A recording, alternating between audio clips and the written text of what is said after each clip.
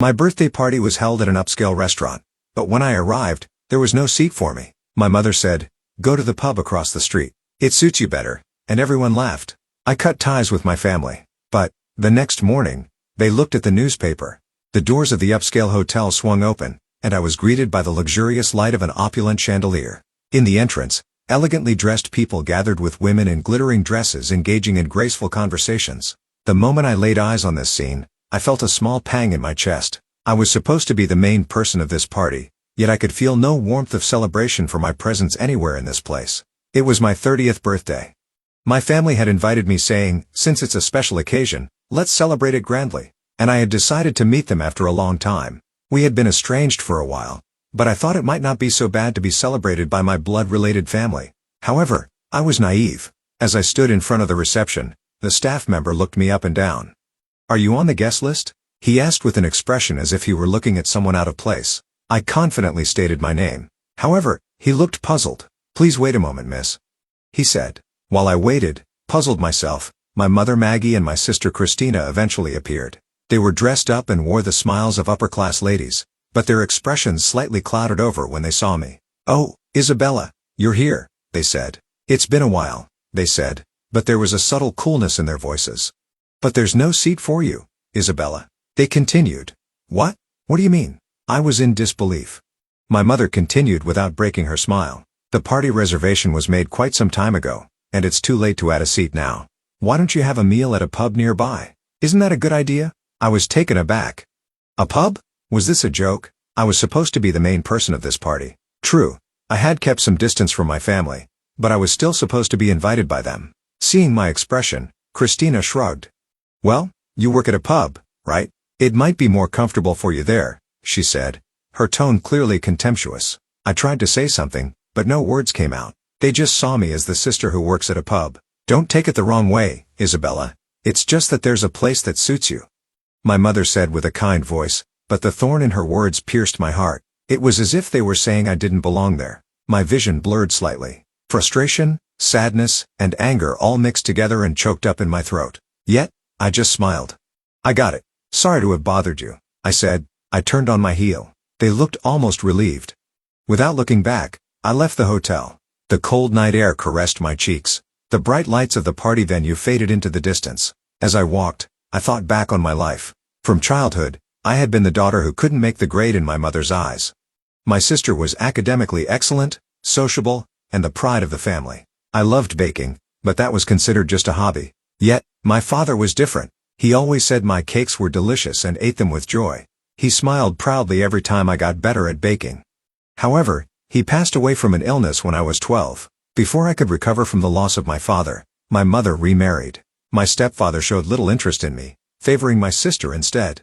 To him, my sister was a daughter to boast about because of her academic and social successes. I became like air within the house, unacknowledged no matter what I did.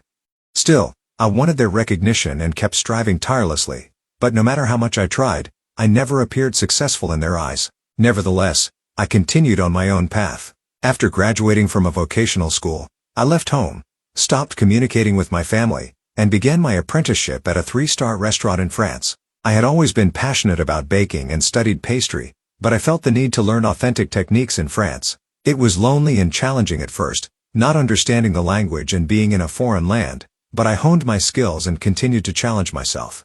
Through trial and error, I gradually gained confidence and eventually decided to open my own shop. Opening the shop was not easy, and I faced many challenges. There were times of financial hardship and periods when sales did not grow as expected.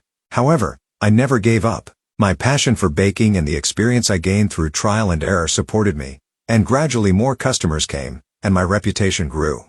Now, gourmets from around the world seek my cakes. Seeing this, I feel that my efforts have been rewarded, and these moments bring me the greatest joy. No matter how tough the road, I have learned the importance of believing in myself and continuing to walk my path. Yet, my family still sees me as just a pub worker. My sister Christina is married to Nicholas, an investment banker. Nicholas is an elite in the finance industry, dealing with asset management and mergers and acquisitions, and not only does he have a high income, but he is also well known in social circles. Due to his job, my sister Christina is often invited to glamorous parties and upscale restaurants, leading a wealthy life. Of course, her lifestyle is not due to her own efforts, but but all thanks to Nicholas. My parents also enjoy a luxurious life with the help of Nicholas's support. They live in an affluent neighborhood and enjoy days free of inconvenience with travels and shopping. I suddenly laughed to myself. That's enough. People don't change that easily. At that moment, I decided to never contact my family again. I don't need their recognition to be myself. There are others who value me. I looked up at the night sky and took a deep breath. The cold air seemed to calm the anger deep in my chest. My life wouldn't change one bit without my family. With that thought, I slowly walked towards my home. Suddenly, my smartphone vibrated. It was a message from Jonathan, my manager. Isabella, it's an emergency. Come to the shop immediately. Jonathan's voice was unusually urgent. I was startled and involuntarily stopped. Jonathan, what happened? Explain to me. I'll explain later. Just hurry, Isabella. His tone suggested something serious. I immediately turned around and ran to the shop. When I arrived, the shop was dark and eerily quiet. Jonathan, are you there? I called out nervously at that moment. Happy birthday, Isabella. Suddenly, the shop lit up brightly, and the smiling faces of the staff spread before me. Surprised, I stood still with my eyes wide open. On the counter, there was a special birthday cake made just for me. The staff popped crackers and surrounded me with smiles.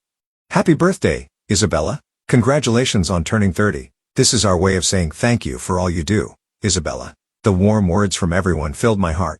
Even if my family didn't recognize me, there were people who truly valued me. Holding back tears, I slowly smiled. Thank you everyone. Really thank you. I was touched by the warm celebration from the staff and suddenly wondered, but how did you know I was coming back? When I asked, Jonathan smiled sheepishly. Actually, we sent a surprise birthday cake to the hotel for you. But when the staff told us you had left, we decided to celebrate here instead. Oh, I see. I was surprised, but felt a warm glow in my heart. I was overwhelmed with gratitude to have colleagues who cared so much for me. Jonathan. Everyone. Really, thank you. Jonathan smiled broadly and said, now, let's eat the cake. Everyone cheered. At that moment, I truly felt that my real family was right here. I am known as a talented pâtissier who owns a famous patisserie called Patisserie École with 3 stores. My shop is loved by many for its innovative sweets and refined ambiance, and its reputation is so widespread that reservations are often booked 3 months in advance. Harvard professors and upper-class individuals are regulars, and gourmets regard it as a must-visit establishment. My name has become well known through various media and food enthusiasts. Yet even with such success, I had never once shared this with my family. I kept my distance from them, rarely exchanging words. I had no interest in sharing my success or deepening my relationship with them. From a young age, they had dismissed my dream of becoming a pâtissier as an unstable job. When I decided to attend a culinary school after middle school, my mother and sister did not understand my decision. They valued stable professions, social status, and financial power and questioned the path I chose. They always demanded practical choices without understanding my passion for baking or my pursuit of my dream. I felt confused and lonely in my heart due to the difference in values with my family. Therefore, I distanced myself from them. And even after achieving success through my efforts, I did not confide in them. For me, Patisserie École was not just a shop but a place to prove myself. Even if my family didn't recognize me, I could captivate people with my skill and passion. That pride kept me moving forward. 2 months after my birthday, an international pâtissier competition was held. Our Patisserie Éclair team won the competition. Top pâtissiers from around the world gathered to compete under strict judging for their skills and creativity. I led the team and poured all my efforts into it. When the results were announced, a rush of joy and relief overwhelmed me, and tears flowed. The news of our victory spread both inside and outside the industry, attracting even more attention to our shop. Amidst this, one day, a famous gourmet TV program contacted us for an interview. Although I had avoided public appearances, I saw this as a good opportunity to let the world know about the hard work of my staff, so I decided to accept the interview. Little did I know that the broadcast would have an unexpected impact on my family. Time passed since the day of the interview, and finally, the day of the broadcast arrived. I gathered with my staff in front of the TV in the shop, nervously awaiting the moment. The screen showed me somewhat bewildered by the unfamiliar interview, discussing the shop's dedication, and my staff earnestly engaged in their cooking. Cheers erupted every time our shop was mentioned, and we shared smiles among ourselves. The host on the screen introduced Patisserie École as a renowned shop loved by gourmets around the world, and I watched the broadcast with a sense of pride. As soon as the broadcast ended, my smartphone rang. It was from my mother, Maggie. I pressed the answer button with a bit of surprise, and immediately, my mother's excited voice came through. Hello, Isabella. What is all this about? Her voice was full of surprise and confusion. What do you mean? I just saw it on a TV show. What's this about your shop? Patisserie éclat? Aren't you working at a pub? I took a deep breath and replied calmly, Mom, I'm sorry. Actually, I'm not working at a pub. I'm the owner of Patisserie éclat. What? So that shop they said was booked out for 3 months. That's yours. Yes, Mom. I've always wanted to master baking pastries, and now it has become a famous shop visited by gourmets worldwide. There was a gasp from the other side of the phone. But Isabella, why didn't you say anything? I chuckled bitterly. You and Christina always dismissed my desire to become a patissier. You said baking was just playing, and that it wasn't a stable job. My mother was silent. That's why I stopped explaining. I thought I had to prove it by myself. There was a small sigh from my mother. I see. But, Isabella, your shop is very popular, right? Well, yes. Then shouldn't you promote it more? What? This is perfect. Let's throw a party to celebrate your success. I'll invite lots of people I know. It's a chance to spread your shop's name even more. Wait a moment, Mom, I said as I frowned. When my mother talks about people she knows, it always involves Christina or relatives and others who are just there to maintain her own social standing. It didn't seem like she was truly thinking of my best interest. Frustrated by her words, I exhaled deeply and hung up the phone without another word. Whatever her scheme was, it had nothing to do with me. However, weeks later, I found myself reluctantly at the event my mother had planned. Isabella's success celebration party was held on a grand scale. The guests were mostly acquaintances from my mother's social circle, business associates of Christina and her husband Nicholas, and others who seemed to want to capitalize on my success. I wasn't keen on it. It felt like I had been dragged there. Isabella, it's a party for you, so try to enjoy it. My mother said that with a smile, but her eyes lacked genuine affection, and I could see the cold calculations as if she was appraising merchandise. I sighed and decided to play the role assigned to me. I had to perform the duties of the main character and behave in a way that did not disrupt the atmosphere of the event. As I was pondering this, a blond man in a suit looked at me with interest. He approached me, seeming a bit perplexed, and spoke. Hello, I'm Nicholas, Christina's husband. I paused for a moment. My sister's husband? Nice to meet you. I'm Isabella. I exchanged a handshake while hiding my surprise, and Nicholas showed a complex expression. Actually, I only learned about you recently. I saw the feature on Patisserie éclat on a TV show and asked Christina if you were her sister, and she finally admitted it. I see.